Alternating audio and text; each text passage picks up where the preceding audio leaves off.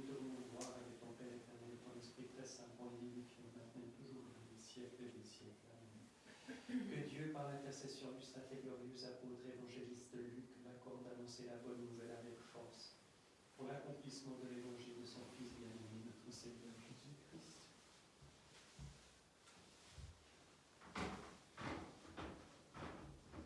Sagesse debout, écoutons le Saint Évangile, paix à tous. Et à ton esprit. Lecture du très Saint Évangile selon Saint Luc. Gloire à toi, Seigneur, gloire à toi. Soyons attentifs.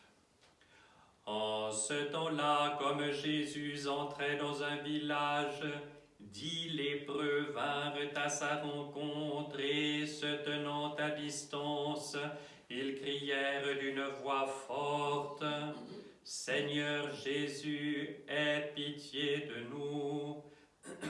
À cette vue, il leur dit, « Allez vous montrer aux prêtres. » Et pendant qu'ils y allaient, ils se trouvèrent guéris. L'un d'entre eux, voyant qu'il était guéri, revint sur ses pas, glorifiant Dieu à haute voix. Il se prosterna aux pieds de Jésus, le visage contre terre, et le remercia. Or, c'était un Samaritain. Prenant la parole, Jésus lui dit, « Est-ce que tous les 10 n'ont pas été guéris? Et les 9 autres, où sont-ils?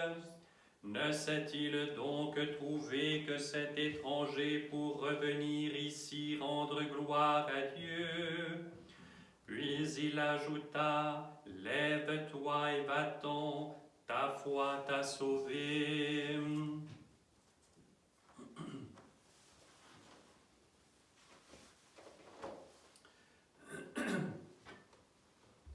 En ce temps-là, Jésus, descendant de la montagne avec ses apôtres, s'arrêta sur un plateau où se trouvait une foule nombreuse de ses disciples et une grande multitude de gens venus de toute la Judée et de Jérusalem et du littoral de Tyr et de Sidon pour l'entendre et se faire guérir de leur maladie. Ceux que tourmentaient des esprits impurs étaient guéris eux aussi, et toute cette foule cherchait à le toucher, parce que de lui sortait une force qui les guérissait tous. Alors il leva les yeux sur ses disciples et dit, « Heureux vous les pauvres, car le royaume de Dieu est à vous. Heureux vous tous qui avez faim maintenant, car vous serez rassasiés. Heureux vous qui pleurez maintenant, car vous serez dans la joie. Heureux serez-vous si les hommes vous haïssent, s'ils vous frappent d'exclusion et s'ils insultent et proscrivent votre nom comme infâme à cause du Fils de l'homme. Réjouissez-vous ce jour-là et tressaillez d'allégresse, car votre récompense sera grande dans les cieux. » Gloire à toi, Seigneur, gloire à toi.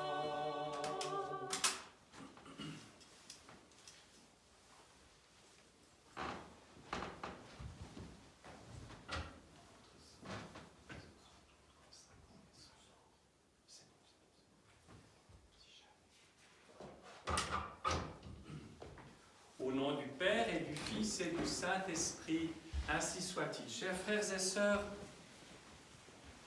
nous célébrons aujourd'hui une fête extrêmement importante, et je dirais même particulièrement importante dans un monastère, c'est la fête de Saint Sava le sanctifié.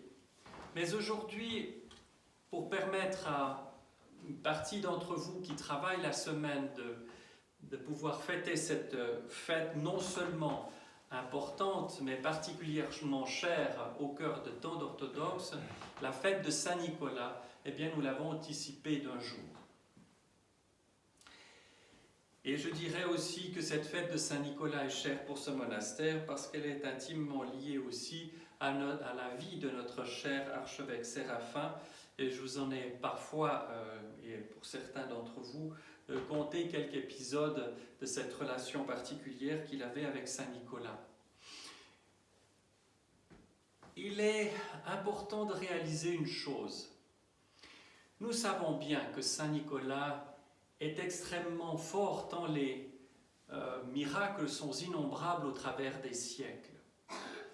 Depuis le IVe siècle, il est une de ces colonnes innombrables qui soutiennent la foi et la prière des croyants.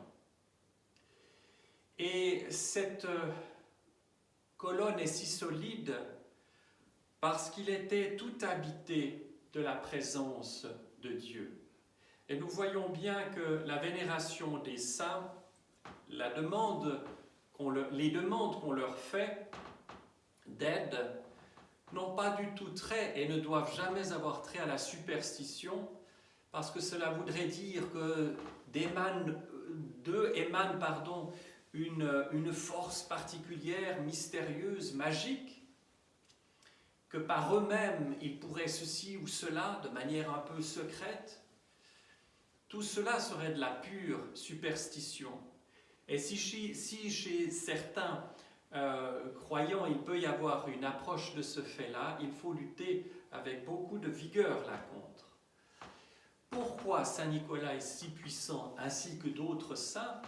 C'est parce que la force ne vient pas d'eux, mais qu'ils sont, comme je le disais, tout habités de la présence de Dieu.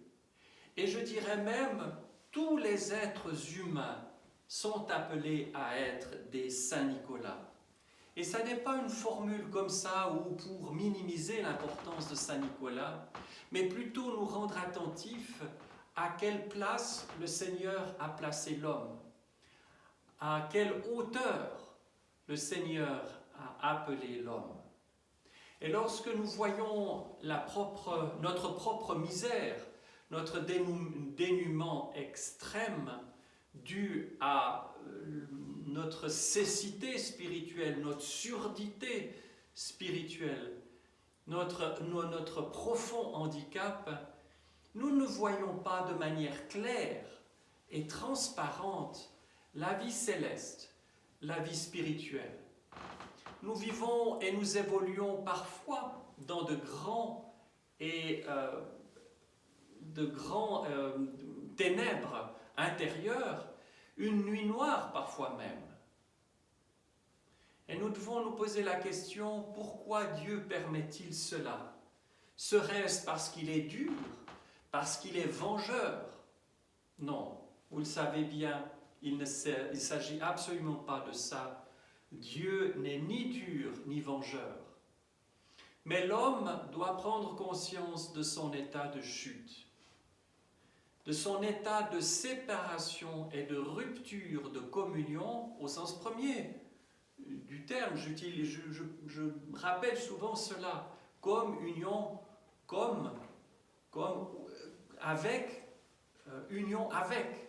Nous sommes destinés à être unis à notre Créateur de manière absolument fondamentale et sans restriction, et par conséquent à être unis à nos proches, bien sûr, et à nos moins proches, à nos lointains, à ceux que l'on peut même considérer parfois par les circonstances comme des ennemis.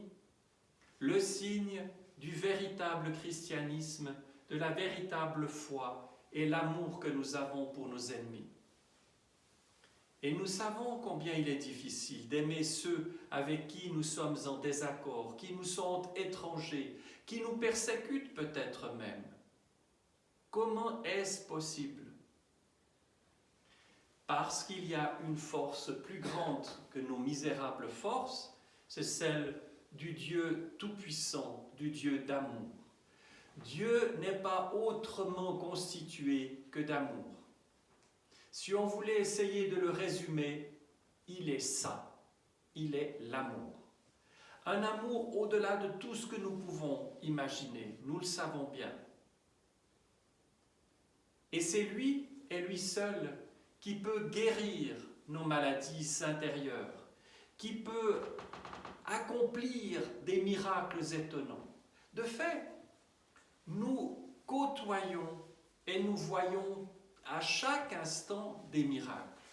Le fait que nous soyons ici, vivants, debout sur nos jambes, dans le temple de Dieu pour le louer et l'adorer, est un miracle.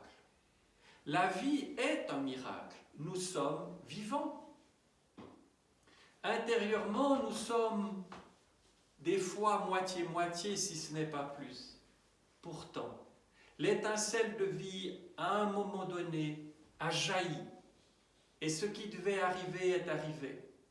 Au moment où l'étincelle de vie jaillit, immanquablement, nous deviendrons hommes. Pas arbre, pas pierre, pas animal, nous serons hommes. De même façon, lorsque l'étincelle de vie jaillit pour l'espèce canine, eh bien, un chien deviendra un chien. Tout cela, nous le savons de manière fondamentale, mais nous devons se le rappeler. Le fait que l'étincelle de vie qui ne nous appartient pas est donnée, eh bien, il y a un passage du néant à l'existence. Et ce qui nous est donné, c'est d'en faire quelque chose de cette étincelle de vie. Et nous voyons comme Saint Nicolas, comme Saint Sava le Sanctifié, des personnes qui ont réalisé cela et qui se sont laissées habiter et dévorer littéralement de l'amour pour Dieu. Il faudrait peut-être que quelqu'un aille voir pour l'ascenseur si d'aventure. Non, c'est bon, il fonctionne. Nous avons entendu cet épisode de l'Évangile des 10 lépreux. Qu'est-ce que cela signifie? Il y a 10 personnes affectées d'une terrible maladie. La lèpre, dans nos contrées, on ne sait plus ce que c'est. Une maladie ultra contagieuse qui immanquablement conduira à la mort dans les temps du passé, où on pourrit littéralement sur place. Et donc, on éloignait ces gens.